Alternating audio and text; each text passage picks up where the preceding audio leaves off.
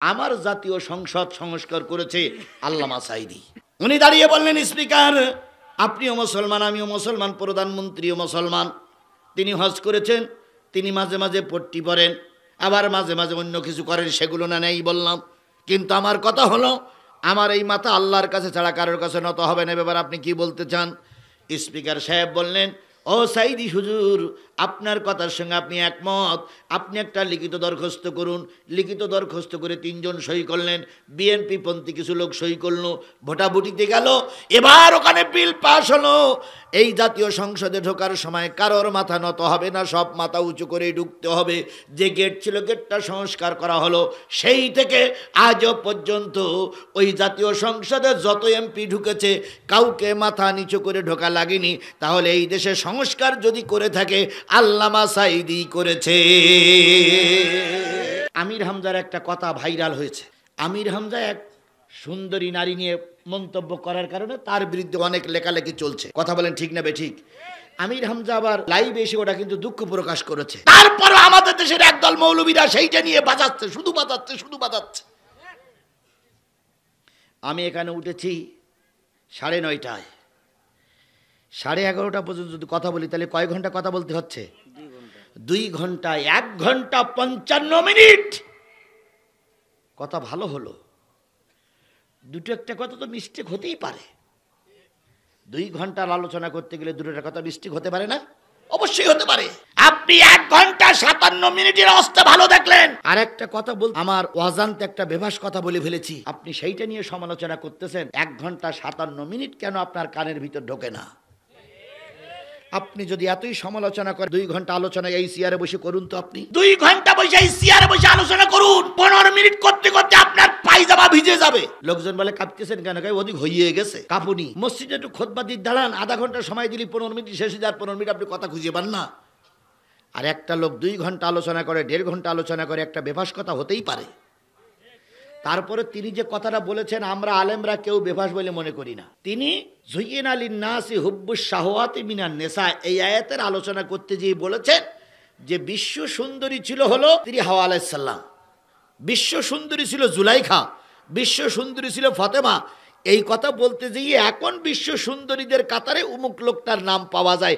এই কথাটা বলার থেকে তার পিছনে ঢাক ঢোল পিটাচ্ছে একদল মৌলবীরা।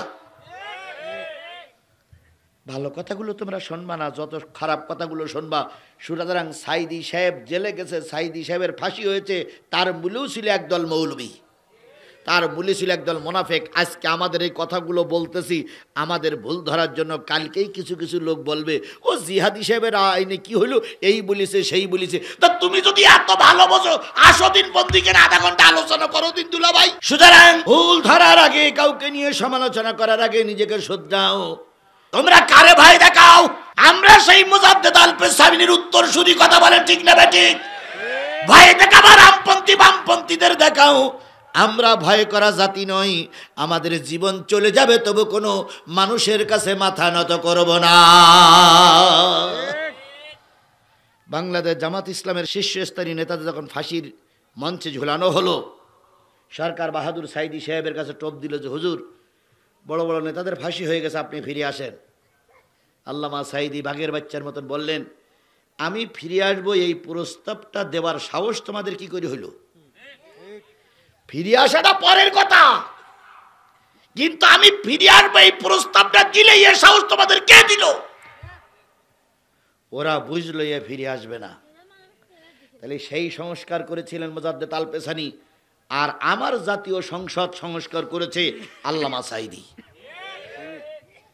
আল্লামা সাঈদী তখন 3 জন এমপি জাতীয় সংসদে যেই দেখলেন যে সবাই মাথা নিচু করেই ঢোকে, আর কেউ আমি রুকু করব, মাথা নিচু করব কার কাছে? এখন ওনারা দেখলেন যে সব স্পিকারের কাছে মাথা নিচু করে ঢোকে। সাঈদী সাহেব সগত তখন কয়জন এমপি? 3 জন। আল্লামা সাঈদী দেখলেন এরা শিরক। উনি দাঁড়িয়ে বললেন, স্পিকার আপনিও মুসলমান, আমিও মুসলমান, প্রধানমন্ত্রীও মুসলমান। তিনি হজ করেছেন, তিনি মাঝে মাঝে পট্টি পরেন, আবার মাঝে মাঝে অন্য কিছু করেন, সেগুলো না নেই বললাম। কিন্তু আমার কথা হলো, আমার এই মাথা আল্লাহর কাছে ছাড়া কারোর কাছে নত হবে না। ব্যাপার আপনি কি বলতে চান? স্পিকার সাহেব বললেন, ও সাঈদী হুজুর, আপনার কথার সঙ্গে আপনি একমত, আপনি একটা লিখিত দরখাস্ত করুন। লিখিত দরখাস্ত করে 3 জন সই করলেন, বিএনপি পন্থী কিছু লোক সই করলো, ভোটাভুটিতে গেল। এবার ওখানে বিল পাস হলো।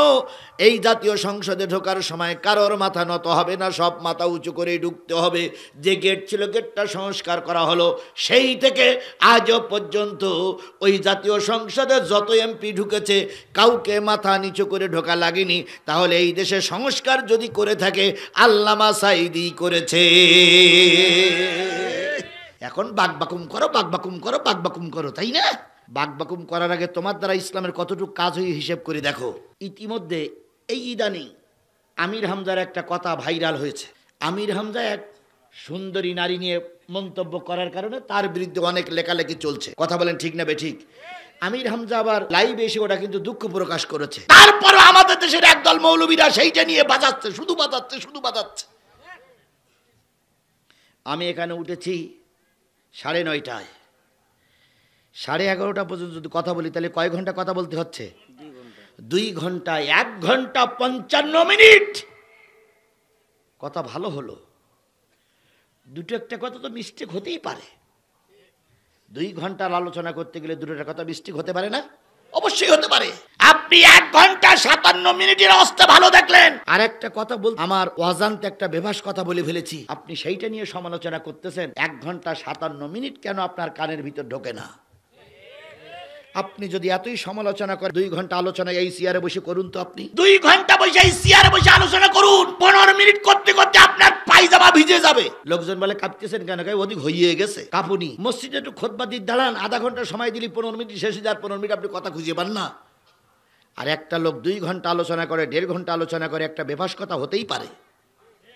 তারপরে তিনি যে কথাটা বলেছেন আমরা আলেমরা কেউ বেফাস বলে মনে করি না। তিনি যুইয়িনা লিন-নাসি হুব্বুশ শাহওয়াতি মিনান নিসা এই আয়াতের আলোচনা করতে গিয়ে বলেছেন যে বিশ্ব সুন্দরী ছিল হলো তিনি হাওয়া আলাইহিস সালাম, বিশ্ব সুন্দরী ছিল জুলাইখা, বিশ্ব সুন্দরী ছিল ফাতেমা।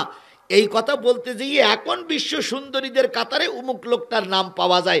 এই কথাটা বলার থেকে তার পিছনে ঢাক ঢোল পিটাচ্ছে একদল মৌলবীরা। ভালো কথাগুলো তোমরা শুনবা না, যত খারাপ কথাগুলো শুনবা। সুতরাং সাঈদী সাহেব জেলে গেছে, সাঈদী সাহেবের ফাঁসি হয়েছে, তার মূলেও ছিল একদল মৌলবী, তার মূলে ছিল একদল মোনাফেক। আজকে আমাদের এই কথাগুলো বলতেছি আমাদের ভুল ধরার জন্য। কালকেই কিছু কিছু লোক বলবে ও জিহাদি সাহেবের আইনে কি হইল, এই বলিছে সেই বলিছে। তা তুমি যদি এত ভালো বোঝো আসো দিন বন্দি কেন আধা ঘন্টা আলোচনা করো দিন দুলা ভাই। সুতরাং ভুল ধরার আগে, কাউকে নিয়ে সমালোচনা করার আগে নিজেকে শুধরাও, নিজেকে আগে সংশোধন করো। আমাদের যে ত্রুটি নেই তা আমরা বলবো না, ত্রুটি আমাদের হতে পারে, কিন্তু কাজ বেশি করে যে ভুল তার বেশি হয়। কথা বলেন ঠিক না বেঠিক? যে ব্যক্তি কাজ করতে পারে না তার ভুল হয় না। বোবা লোকের শত্রু নাই, কারণ সে তো কথাই বলতে পারে না, তার শত্রু কি করে হবে? বোবা লোকের শত্রু নাই, যে কথা বলে তার শত্রু হয়। আল্লাহ জাতির হেফাজত করুক। তাহলে রুকু করব কার জন্য? আরো জোরে বলেন, রুকু করব কার জন্য? আল্লামা সাঈদী বিল উত্থাপন করলেন, বিলটা পাস হয়ে গেল। সেই কাল থেকে আজও পর্যন্ত আমার দেশের জাতীয় সংসদ শিরক মুক্ত। আল্লাহ রাব্বুল আলামিন তাই বলতেছে, আওয়ামী লীগ হও আর বিএনপি হও, জাতীয় পার্টি হও, জামাত ইসলাম হয়, সর্বপ্রথম আল্লাহর নির্দেশ হচ্ছে রুকু করবা কার জন্য? অসজুদু সেজদা করবা কার জন্য? ওয়াফআলুল খায়রা লাআল্লাকুম তুফলিহুন, সকল ইবাদত গোলামি করবা কার জন্য? ওয়াবুদু রাব্বাকুম ওয়াফআলুল খায়রা লাআল্লাকুম তুফলিহুন, ভালো ভালো কাজ করো, আশা করা যায় আল্লাহ পাক সফলতা দান করবে। এই যে দান করলেন এটা কি কাজ? ভালো কাজ। একজন লোকের দাওয়াত করে খাওয়ালেন, এটাও কি কাজ? আয় বাবা, নির্বাচনে একজন ভালো প্রার্থীর জিতাইয়ে ক্ষমতায় বসালেন, এটা কি কাজ? পথে একটা কাটা পড়ি আছে, কাটাটা তুলে দিলেন, এটা কি কাজ?